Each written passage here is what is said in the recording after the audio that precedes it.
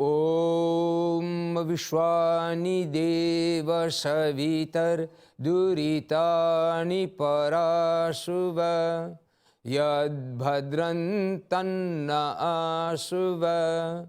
ओम शांति शांति शांति।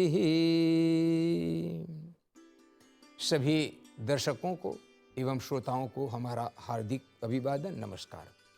प्रिय परिवारगण, आर्य सभा मॉरिशस की तरफ से अमृतवाणी कार्यक्रम में आप सबका हार्दिक स्वागत है।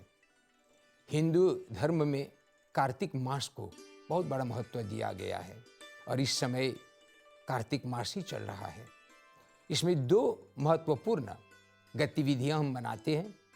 एक तो दीपावली जो हम सब जानते हैं, और दूसरा ऋषि निर्वाण दिवस, अर्थात उसी रोज महर्षि स्वामी दयानंद सरस्वती जी का निर्वाण अर्थात उनकी मृत्यु हुई थी।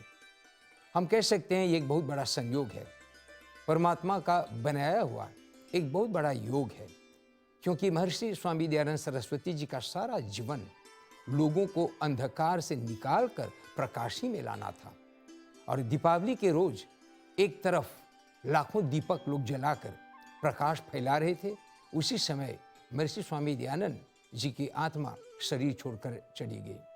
लेकिन जाने से पहले लाखों दीपक वो जलाए।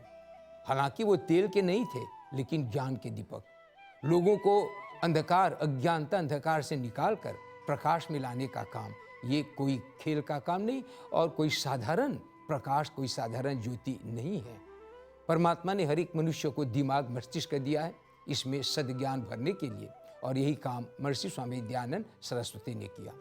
मैं बड़े संक्षिप्त में उनके बारे में थोड़ी सी विशेष बातें आपको बताऊं, क्योंकि हमारे तरह वो साधारण व्यक्ति नहीं थे मनुष्य ही, लेकिन उसमें इतनी बड़ी विशेषता थी कि इस युग में अब तक उनके तरह कार्य करने वाले या उनके व्यक्ति नहीं देखा गया। उनका जीवन केवल मैं बता दूं 3 भागों में चला। पहला भाग जन्म से लेकर 21 वर्ष की आयु तक, ये उनका पारिवारिक जीवन था। माता पिता के साथ वे रहे, परिवार के साथ रहे, लेकिन 21 वर्ष की आयु में वे अपना घर छोड़ते हैं। और घर छोड़ने के कारण भी आपको पता है, अनेकों बार आप सुनते हैं, बताते हैं हमारे सत्संगों में, क्योंकि इसके साथ जुड़ा हुआ ऋषि बोध है। अर्थात शिवरात्रि की रात्रि को उनको जब बोध हुआ था, संकल्प को पूरा करने के लिए ही वो घर छोड़े थे।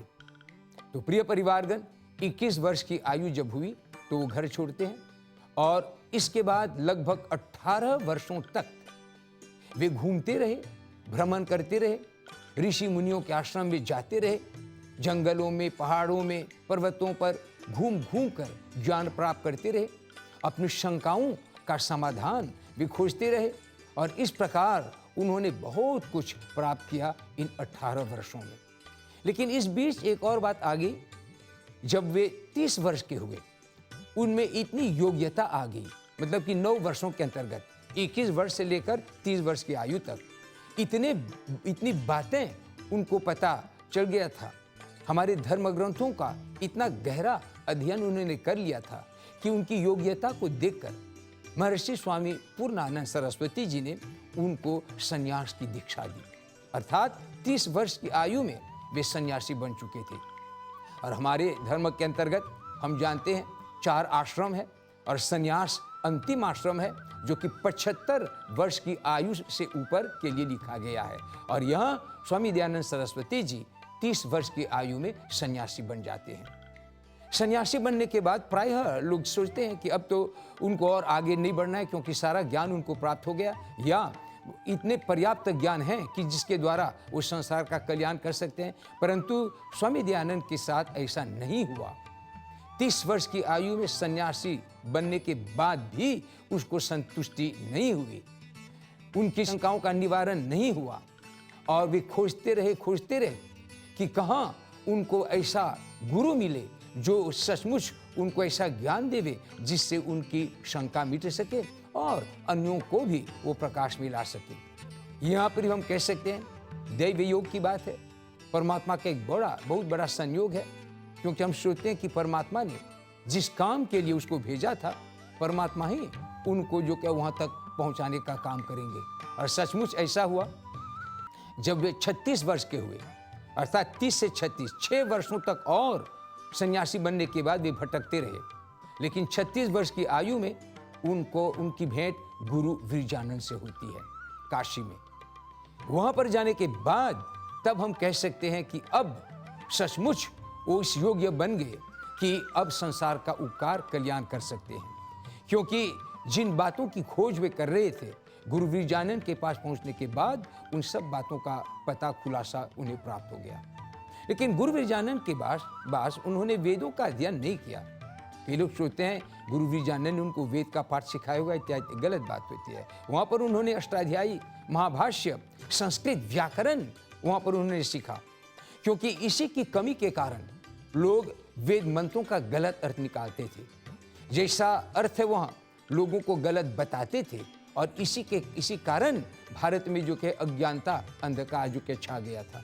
लोग पथभ्रष्ट हो रहे थे, सोचते थे कि वेद में परमात्मा ने ऐसा ऐसा कहा है, जबकि ऐसी बात नहीं थी। तो स्वामी दयानंद को भी विश्वास नहीं होता था कि वेद में जो बातें लिखी गई है क्या वो सही है या सही नहीं है, जब तक कि वे गुरु विरजानंद के पास नहीं पहुँचे। वहाँ पर व्याकरण पढ़ लेने के बाद, संस्कृत व्याकरण, अब उनमें ये शक्ति आ गई कि वेद मंत्रों का वो सही अर्थ निकाल सके।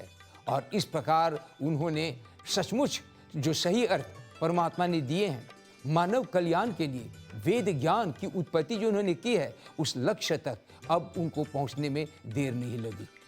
प्रिय परिवारगण, हम आपको ये भी बता दें, 3 वर्षों तक गुरु विरजानंद के पास अध्ययन करने के बाद जब उनकी शिक्षा पूरी हुई तो गुरु विरजानंद को स्वयं लगा कि अब जो कि है ये योग्य बन गया।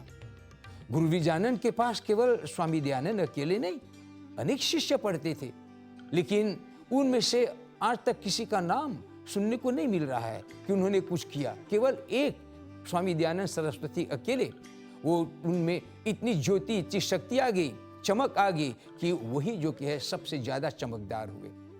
वहां पर गुरु विरजानंद के पास से निकलते समय गुरु विरजानंद ने उनसे जो दक्षिणा मांगी, जब उन्होंने इच्छा प्रकट की दक्षिणा देने की, वो भी मैं सोचता हूँ हम सब जानते हैं। गुरु दक्षिणा में जब वो लौंग लाकर दिए तो गुरु जी ने उनको संकेत किया कि दक्षिणा में अगर देना ही चाहते हो तो समर्पित, तुम्हारा सारा जीवन मुझे दे दो, क्योंकि अभी इसी की जरूरत है। अब तुम जो क्या है पूरे संसार के लिए निकलो, केवल भारतीयों के लिए नहीं, केवल अपने धर्म वालों के लिए नहीं, पूरे संसार के लिए। क्योंकि वेद ज्ञान परमात्मा ने केवल एक वर्ग के लिए नहीं, कुछ एक कौम के लिए नहीं, पूरे विश्व के लिए दिया है। इसलिए तुम्हारा काम है पूरे संसार का कल्याण करना।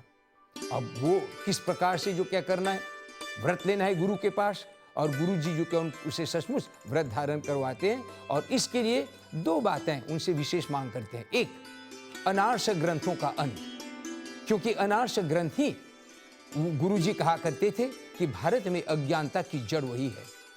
मनुष्यकृत ग्रंथों को पढ़ कर लोग पथभ्रष्ट हो जाते थे, जबकि शास्त्रोक्त हमारे परमात्मा ने द्वारा जो वेद ज्ञान है उसको न समझने के कारण पथभ्रष्ट हो गए थे। तो उन्होंने स्वामी दयानंद से मांग की कि वो अनार्ष ग्रंथों का प्रचार जो कि बंद करवावें और आर्ष ग्रंथों का प्रचार करावें।